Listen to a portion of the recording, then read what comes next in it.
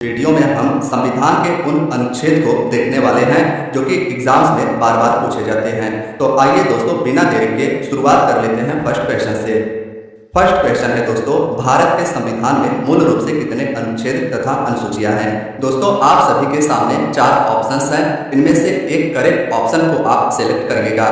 भारत के संविधान में मूल रूप से कितने अनुच्छेद तथा अनुसूचियां हैं। तो करेक्ट आंसर रहेगा फ्रेंड्स 395 अनुच्छेद और 8 अनुसूचियां। भारत के संविधान में मूल रूप से 395 अनुच्छेद और 8 अनुसूचियां हैं। देखिए दोस्तों, जब हमारे संविधान की रचना हुई थी तब इसमें 395 अनुच्छेद, 22 भाग और 8 अनुसूची थी। मूल अनुच्छेद की संख्या संविधान में आज भी इतनी ही है। हालांकि दोस्तों समय समय पर होने वाले संशोधनों के कारण आज कुल अनुच्छेदों की संख्या 448 हो गई है और 25 भाग, 12 शेड्यूल यानी अनुसूची भारतीय संविधान में है।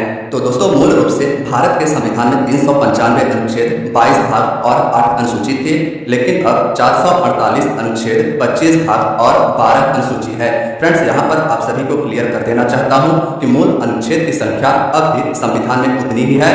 हालांकि इसमें संशोधन करके आप इसे उदाहरण से समझ सकते हैं। जैसे 51 का ए, अनुच्छेद 51 का ए दोस्तों संशोधन करके भारतीय संविधान में जोड़ा गया।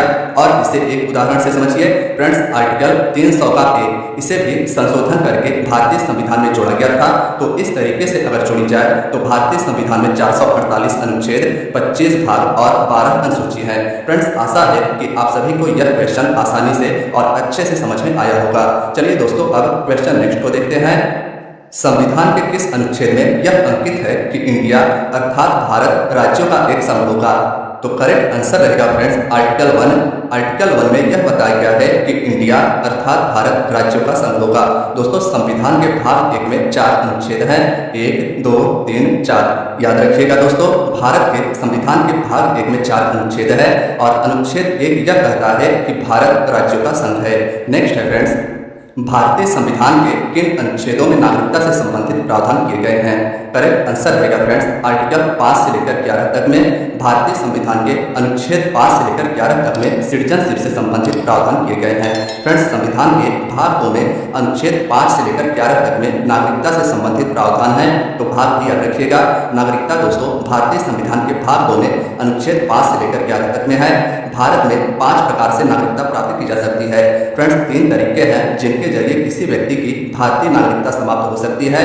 तो पूछा जाए कितने तरीके से भारत की नागरिकता प्राप्त की जा सकती है, तो 5 बताइएगा।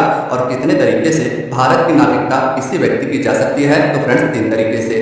भारत का संविधान भारतीय नागरिकता और किसी विदेशी देश की नागरिकता एक साथ रखने की अनुमति नहीं देता है। यानी कि दोस्तों भारत में इकहरी यानी एकल नागरिकता है, इसे भी आप ध्यान में रखिएगा। नेक्स्ट है फ्रेंड्स, किन अनुच्छेदों द्वारा भारतीय संविधान नागरिकों को मूल अधिकार यानी फंडामेंटल राइट्स प्रदान करता है। क्वेश्चन फ्रेंड्स काफी ज्यादा इंपॉर्टेंट है।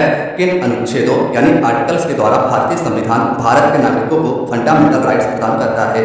तो फ्रेंड्स इनमें से राइट आंसर रहेगा ऑप्शन ए, अनुच्छेद 12 से लेकर 35 तक के द्वारा भारतीय संविधान भारत के नागरिकों को फंडामेंटल राइट्स प्रदान करता है। देखिए दोस्तों, संविधान के भाग 3 में अनुच्छेद 12 से लेकर 35 तक फंडामेंटल राइट्स यानी मूल अधिकार है। मूल अधिकार भारतीय संविधान के भाग 3 में है। फ्रेंड्स मूल अधिकार को अमेरिका के संविधान से भारत के संविधान में ग्रहण किया गया है। भारत के नागरिकों को 6 मूल अधिकार यानी फंडामेंटल राइट्स प्राप्त है। यह भी इंपॉर्टेंट है, ध्यान में रखिएगा।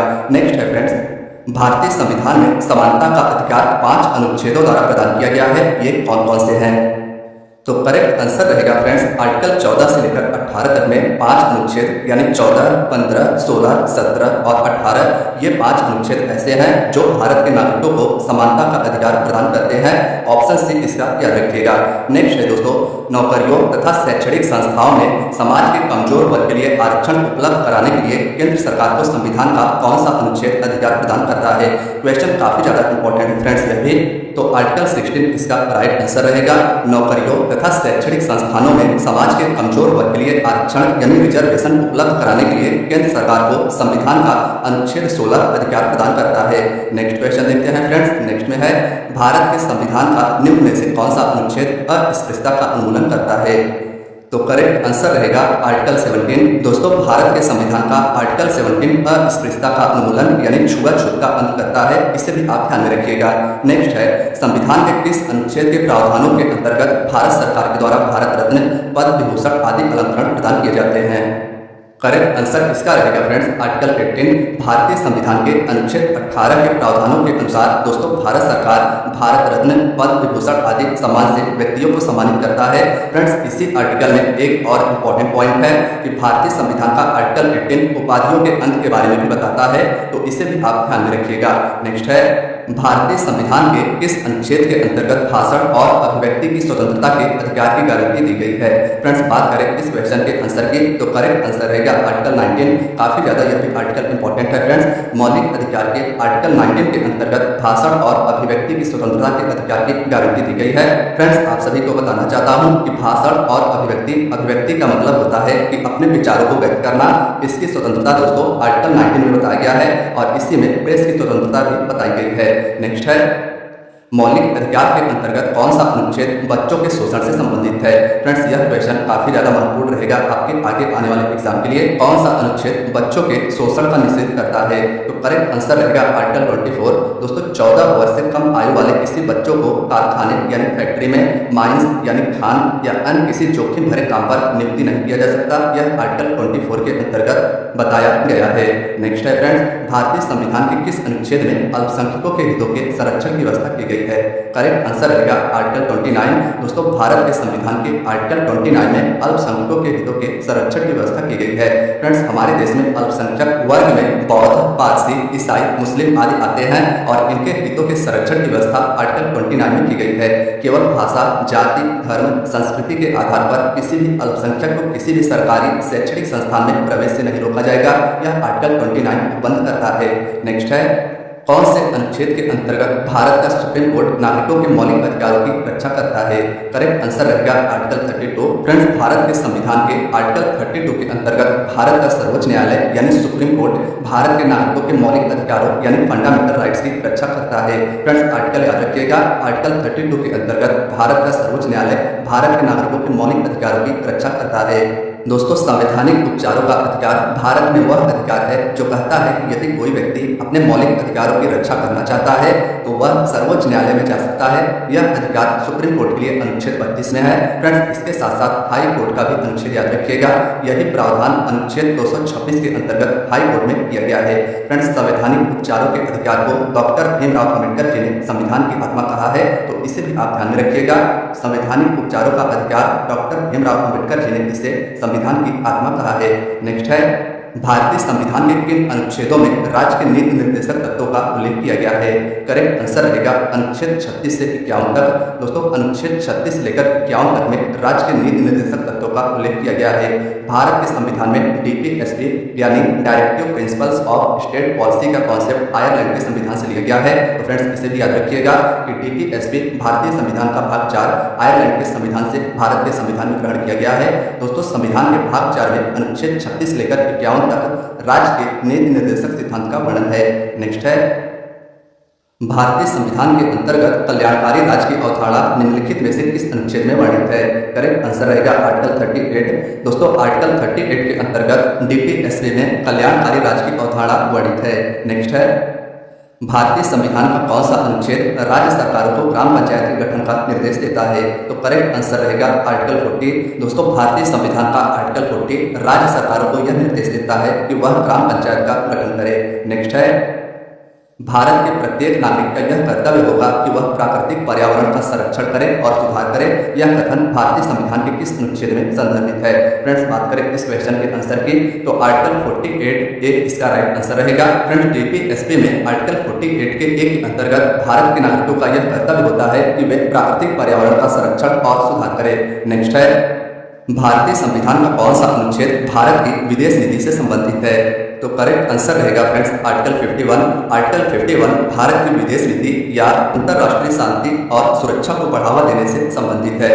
नेक्स्ट है भारतीय संविधान के किस अनुच्छेद में मौलिक कर्तव्यों की चर्चा की गई है? तो करेक्ट आंसर रहेगा अनुच्छेद 51A। दोस्तों भारतीय संविधान के अनुच्छेद 51 के ए में मौलिक कर्तव्यों यानी फंडामेंटल ड्यूटीज की चर्चा की गई है। यह भी अनुच्छेद काफी ज्यादा इंपॉर्टेंट रहेगा। फ्रेंड्स सरदार स्वर्ण सिंह समिति की सिफारिश पर 42वें संविधान संशोधन 1976 के द्वारा मौलिक कर्तव्य को भारत के संविधान में जोड़ा गया था। दोस्तों आप सभी को क्लियर करना चाहता हूं कि मौलिक कर्तव्य भारत के मूल संविधान में नहीं था। इसे 42वें संविधान संशोधन 1976 के द्वारा सरदार स्वर्ण सिंह समिति की सिफारिश पर भारत के संविधान में जोड़ा गया। फ्रेंड्स इसे रूस के संविधान से भारत के संविधान में ग्रहण किया गया है, जो भाग 4A में अनुच्छेद 51 के ए के तहत रखा गया है। और फ्रेंड्स आप सभी को बताना चाहता हूं कि मौलिक कर्तव्यों की संख्या वर्तमान में 11 है। नेक्स्ट है संघ की कार्यपालिका शक्ति राष्ट्रपति में निहित होगी, जिसका प्रयोग वह स्वयं या अपने अधिकारियों के द्वारा करेगा। यह किस आर्टिकल में उल्लेखित है? तो करेक्ट आंसर रहेगा फ्रेंड्स आर्टिकल 53 संघ की कार्यपालिका शक्ति। दोस्तों कार्यपालिका का अर्थ होता है कि जो कानून को लागू करवाए, और भारत में संघ की कार्यपालिका शक्ति फ्रेंड्स राष्ट्रपति में निहित है, जिसका प्रयोग वह स्वयं या अपने अधिकारियों के द्वारा आर्टिकल 53 के अंतर्गत करता है। फ्रेंड्स राष्ट्रपति की बात करें तो राष्ट्रपति भारत का प्रथम नागरिक कहलाता है। राष्ट्रपति होने के लिए न्यूनतम 35 वर्ष आयु होनी चाहिए। राष्ट्रपति को प्रति माह 5 लाख रुपए वेतन अन्य भत्ते प्रदान किए जाते हैं। राष्ट्रपति पद के उम्मीदवार के लिए निर्वाचक मंडल में 50 सदस्य प्रस्तावक तथा 50 सदस्य अनुमोदक होते हैं। तो फ्रेंड्स इसे भी आप याद रखिएगा, कई एग्जाम में यह पूछा जा चुका है। नेक्स्ट है भारत के संविधान के किस अनुच्छेद के अंतर्गत भारत के राष्ट्रपति पर महाभियोग चलाया जा सकता है? तो करेक्ट आंसर रहेगा आर्टिकल 61। दोस्तों भारतीय संविधान के आर्टिकल 61 के अंतर्गत भारत के राष्ट्रपति पर महाभियोग चलाया जा सकता है और इन्हें इनके पद से हटाया जा सकता है। फ्रेंड्स याद रखिएगा, राष्ट्रपति द्वारा संविधान के प्रावधानों के उल्लंघन पर संसद के किसी सदन द्वारा उस पर महाभियोग लाया जा सकता है।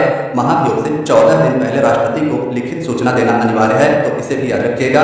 राष्ट्रपति पर लगाए गए आरोप को सिद्ध करने वाला प्रस्ताव 2/3 बहुमत से पारित होना चाहिए। फ्रेंड्स राष्ट्रपति की रिक्ति को 6 महीने के अंदर भरना आवश्यक भी होता है। फ्रेंड्स बात करें अगर महाभियोग की, तो मैंने आपको बताया आर्टिकल 61। इसके साथ साथ फ्रेंड्स आर्टिकल 72 आप याद रखिएगा, यह भी राष्ट्रपति से संबंधित है और काफी ज्यादा इंपॉर्टेंट आर्टिकल है। फ्रेंड्स आर्टिकल 72 के अंतर्गत भारत का राष्ट्रपति किसी दोषी व्यक्ति को क्षमादान कर सकता है।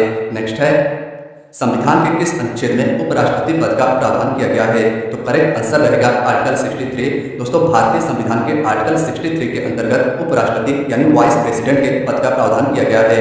दोस्तों संविधान में उपराष्ट्रपति से संबंधित प्रावधान अमेरिका के संविधान से भारत के संविधान में ग्रहण किया गया है। भारत का उपराष्ट्रपति राज्यसभा का पदेन सभापति होता है। फ्रेंड्स यह आपको पता होगा। उपराष्ट्रपति निर्वाचित होने के लिए 35 वर्ष की आयु पूरी होनी आवश्यक है। राष्ट्रपति का पद खाली रहने पर उपराष्ट्रपति राष्ट्रपति के हैसियत से कार्य करता है।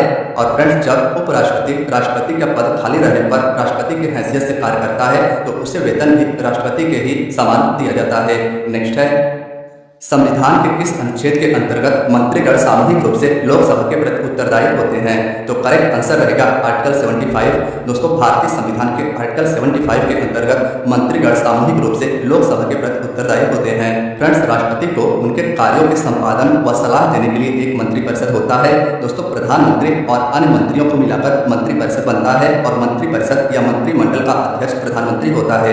प्रधानमंत्री के विरुद्ध अविश्वास प्रस्ताव पारित होने की स्थिति में पूरी सरकार को त्याग पत्र देना पड़ता है। मंत्रिपरिषद में मंत्रियों की कुल संख्या प्रधानमंत्री को शामिल करके लोकसभा के कुल सदस्यों का 15% से अधिक नहीं होना चाहिए। नेक्स्ट है भारत के महान्यायवादी की नियुक्ति से संबंधित अनुच्छेद कौन सा है? तो करेक्ट आंसर रहेगा आर्टिकल 76। दोस्तों महान्यायवादी से संबंधित अनुच्छेद भारतीय संविधान का आर्टिकल 76 है। महान्यायवादी भारत सरकार का कानून अधिकारी होता है, यानी विधि अधिकारी होता है। महान्यायवादी की नियुक्ति भारत का राष्ट्रपति करता है। महान्यायवादी बनने के लिए वही क्राइटेरिया होने चाहिए जो सुप्रीम कोर्ट के न्यायाधीश बनने के लिए होती है। संविधान के किस अनुच्छेद के द्वारा संसद की संयुक्त बैठक का प्रावधान किया गया है? तो करेक्ट आंसर रहेगा आर्टिकल 108 यानी 108। दोस्तों भारतीय संविधान के अनुच्छेद 108 के द्वारा संसद के ज्वाइंट सिटिंग का प्रावधान किया गया है। यदि किसी विधेयक को एक सदन द्वारा पारित कर दूसरे सदन को प्रेषित किया जाता है यानी भेजा जाता है, लेकिन विधेयक को दूसरे सदन द्वारा खारिज कर दिया जाता है, तो संसद के संयुक्त अधिवेशन को बुलाया जाता है। फ्रेंड्स संसद की संयुक्त बैठक राष्ट्रपति द्वारा आहूत की जाती है यानी बुलाई जाती है, लेकिन संयुक्त बैठक की अध्यक्षता लोकसभा अध्यक्ष करता है। इसे भी आप ध्यान में रखिएगा, दोनों क्वेश्चन काफी ज्यादा इंपॉर्टेंट रहेंगे। नेक्स्ट है संविधान के किस अनुच्छेद में धन विधेयक की परिभाषा दी गई है? तो करेक्ट आंसर रहेगा आर्टिकल 110। भारतीय संविधान के अनुच्छेद 110 में धन विधेयक की परिभाषा दी गई है। फ्रेंड्स, एक विधेयक को धन विधेयक तब कहा जाता है यदि उसमें कराधान यानी टैक्स, सरकार द्वारा पैसा उधार लेना यानी बोरो, भारत के संचित निधि में व्यय या प्राप्ति हो तो उसे धन विधेयक कहते हैं। धन विधेयक केवल लोकसभा में प्रस्तुत किया जा सकता है, इसे भी आप नोट कीजिएगा। दोस्तों, राज्यसभा लोकसभा द्वारा पारित धन विधेयक में संशोधन कर उसे वापस नहीं भेज सकती। तो धन विधेयक फ्रेंड्स याद रखिएगा आर्टिकल 110 में है। फ्रेंड्स, इसके साथ साथ आर्टिकल 112 यह भी काफी ज्यादा इंपॉर्टेंट है। दोस्तों, वार्षिक वित्तीय विवरण यानी कि एक वर्ष का बजट भारतीय संविधान के अनुच्छेद 112 में है। दोस्तों, वार्षिक वित्तीय विवरण यानी बजट 1 अप्रैल से लेकर 31 मार्च तक का होता है और यह आर्टिकल 112 में भारतीय संविधान में बताया गया है। नेक्स्ट है, भारतीय संविधान का निम्न में से कौन सा अनुच्छेद भारत के राष्ट्रपति को अध्यादेश जारी करने की शक्ति प्रदान करता है? तो करेक्ट आंसर रहेगा अनुच्छेद 123। भारतीय संविधान का अनुच्छेद 123 भारत के राष्ट्रपति को, याद रखिएगा, भारत के राष्ट्रपति के द्वारा अध्यादेश जारी की जा सकती है। और फ्रेंड्स, यह आर्टिकल 123 में बताया गया है राष्ट्रपति द्वारा सरकार के कहने पर भारतीय संविधान के अनुच्छेद 123 के अंतर्गत अध्यादेश जारी किया जा सकता है जब दोनों सदनों में से कोई भी सत्र में ना हो। अध्यादेश की अवधि 6 सप्ताह की होती है। संविधान के किस अनुच्छेद में सर्वोच्च न्यायालय के गठन संबंधित प्रावधान है? तो करेक्ट आंसर रहेगा अनुच्छेद 124। दोस्तों, भारतीय संविधान के आर्टिकल 124 में सर्वोच्च न्यायालय यानी सुप्रीम कोर्ट के गठन संबंधित प्रावधान है। भारत का सर्वोच्च न्यायालय देश का सर्वोच्च न्यायिक न्यायालय है। सर्वोच्च न्यायालय में एक मुख्य न्यायाधीश तथा 33 अन्य न्यायाधीश होते हैं, यानी कि सुप्रीम कोर्ट में टोटल जस्टिस की संख्या 34, एक मुख्य न्यायाधीश सहित होता है। फ्रेंड्स, सर्वोच्च न्यायालय के समस्त न्यायाधीशों की नियुक्ति भारत का राष्ट्रपति करता है। तो अगर आपसे यह पूछ लिया जाए कि बताइए सुप्रीम कोर्ट के न्यायाधीश की नियुक्ति कौन करता है, तो राष्ट्रपति के द्वारा दोस्तों सुप्रीम कोर्ट के न्यायाधीश की नियुक्ति की जाती है। नेक्स्ट है, राष्ट्रपति सर्वोच्च न्यायालय से संविधान के किस अनुच्छेद के अंतर्गत परामर्श ले सकता है? तो करेक्ट आंसर रहेगा अनुच्छेद 143। फ्रेंड्स, राष्ट्रपति याद रखिएगा सुप्रीम कोर्ट से संविधान के आर्टिकल 143 के अंतर्गत परामर्श ले सकता है। और फ्रेंड्स, यहाँ पर क्राइटेरिया यह रहेगा कि राष्ट्रपति जो सुप्रीम कोर्ट से परामर्श लेगा वह मानने के लिए बाध्यकारी नहीं रहेगा। नेक्स्ट है, भारतीय संविधान के किस अनुच्छेद के अंतर्गत नियंत्रक और महालेखा परीक्षक की नियुक्ति होती है? तो करेक्ट आंसर रहेगा आर्टिकल 148। दोस्तों, भारतीय संविधान के आर्टिकल 148 के अंतर्गत नियंत्रक और महालेखा परीक्षक यानी कैग की नियुक्ति की जाती है। फ्रेंड्स, आप सभी को बताना चाहता हूं कि कैग यानी नियंत्रक और महालेखा परीक्षक भारत सरकार का अंकेक्षक यानी ऑडिटर होता है।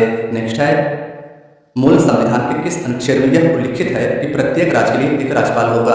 तो करेक्ट आंसर रहेगा अनुच्छेद 153। दोस्तों, भारतीय संविधान के अनुच्छेद 153 में यह उल्लिखित है कि प्रत्येक राज्य के लिए एक राज्यपाल होगा जो उस राज्य का सर्वोच्च कार्यकारी अधिकारी होगा। संविधान के भाग 6 में दोस्तों राज्य में शासन के लिए प्रावधान किए गए हैं, तो इसे आप याद रखिएगा कि राज्य भारतीय संविधान के भाग 6 में है।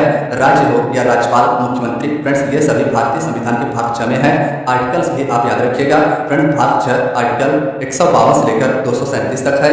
राज्य की कार्यपालिका का प्रमुख दोस्तों राज्यपाल होता है, जो राज्य के कानून को कार्यान्वित यानी इंप्लीमेंट करती है और उसे लागू करती है, उसे कार्यपालिका कहते हैं। परंतु वास्तविक शक्ति मुख्यमंत्री के नेतृत्व में मंत्रिपरिषद में निहित होती है। नेक्स्ट है, किसी राज्य में विधान परिषद की स्थापना और समाप्ति का प्रावधान किस अनुच्छेद में है? तो करेक्ट आंसर रहेगा आर्टिकल 169। दोस्तों, किसी भी राज्य में विधान परिषद की स्थापना और समाप्ति का प्रावधान आर्टिकल 169 में है। विधान परिषद राज्य विधानमंडल का उच्च सदन होता है। फ्रेंड्स, इसे आप याद रखिएगा कि विधान परिषद में उच्च सदन विधानमंडल होता है, जबकि विधानसभा निम्न सदन कहा जाता है।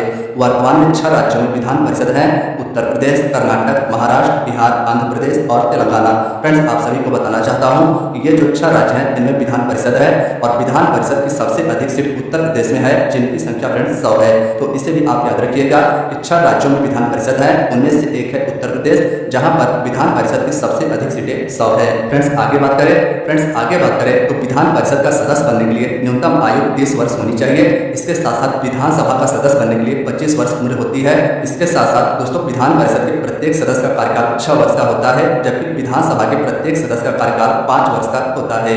नेक्स्ट है, राज्य द्वारा प्रार्थना करने पर भारत की संसद उन राज्यों के लिए किस अनुच्छेद के अंतर्गत कानून बना सकती है? तो करेक्ट आंसर रहेगा आर्टिकल 252। दोस्तों, अनुच्छेद 252 के अनुसार 2 या 2 से अधिक राज्य की विधानमंडल अगर एक संकल्प पारित करती है और संसद से अनुरोध करती है तो संसद उन राज्यों के लिए आर्टिकल 252 के अंतर्गत कानून बना सकती है। नेक्स्ट है, अंतर्राज्यीय परिषद के गठन का प्रावधान संविधान के किस अनुच्छेद में है? करेक्ट आंसर रहेगा आर्टिकल 263। दोस्तों अंतरराज्यीय परिषद का गठन भारत का राष्ट्रपति करता है, लेकिन अंतरराज्यीय परिषद का अध्यक्ष भारत का प्रधानमंत्री होता है। फ्रेंड्स अंतरराज्यीय परिषद की बात करें तो यह संघ यानी केंद्र सरकार और राज्य के बीच में कोऑर्डिनेट यानी चर्चा के लिए होती है। और फ्रेंड्स आर्टिकल 263 के अंतर्गत भारत का राष्ट्रपति अंतरराज्यीय परिषद का गठन करता है। नेक्स्ट है भारतीय संविधान के किस अनुच्छेद के अंतर्गत वित्त आयोग के गठन का प्रावधान है? तो करेक्ट आंसर रहेगा फ्रेंड्स आर्टिकल 280। भारतीय संविधान के अनुच्छेद 280 के अनुसार वित्त आयोग के गठन का प्रावधान है। और दोस्तों आप सभी को बताना चाहता हूं कि वित्त आयोग का गठन भारत का राष्ट्रपति करता है। फ्रेंड्स वित्त आयोग के कार्य की बात करें तो दोस्तों वित्त आयोग के द्वारा संघ और राज्यों के बीच में टैक्स का आवंटन किया जाता है, यानी कि बंटवारा किया जाता है। नेक्स्ट है कौन सा आर्टिकल पंचायतों में सीटों के आरक्षण से संबंधित है? तो करेक्ट आंसर रहेगा अनुच्छेद 243 डी। दोस्तों भारतीय संविधान का आर्टिकल 243 का डी याद रखिएगा, पंचायतों में सीटों के आरक्षण यानी रिजर्वेशन से संबंधित है। फ्रेंड्स 73वां संविधान संशोधन पंचायती राज से संबंधित है, जो 1993 में किया गया था। फ्रेंड्स इस संशोधन के द्वारा पंचायतों को संवैधानिक दर्जा दिया गया था। पंचायती राज के बारे में संविधान के भाग 9 के अनुच्छेद 243 में कुल 16 अनुच्छेद हैं, तो भाग डी याद रखिएगा। फ्रेंड्स पंचायती राज से संबंधित भाग 9 है और अनुच्छेद 243 में कुल 16 अनुच्छेद पंचायती राज से संबंधित है। भारत में पंचायती राज का शुभारंभ दोस्तों 2 अक्टूबर 1959 को राजस्थान के नागौर जिले से हुआ था। तो फ्रेंड्स आज की आपकी क्लास यहीं तक थी। क्लास आपको कैसी लगी हमें कमेंट बॉक्स में जरूर बताइएगा। फ्रेंड्स अगर वीडियो पसंद आई हो तो वीडियो को लाइक अवश्य कीजिएगा, चैनल पर नए हैं तो चैनल को सब्सक्राइब भी कर लीजिएगा और अपने दोस्तों यारों मित्रों के साथ भी इस वीडियो को शेयर करना ना भूलिएगा। तो मिलते हैं फ्रेंड्स नेक्स्ट वीडियो में, अपना ख्याल रखिएगा और तैयारी को जारी रखिएगा। धन्यवाद दोस्तों।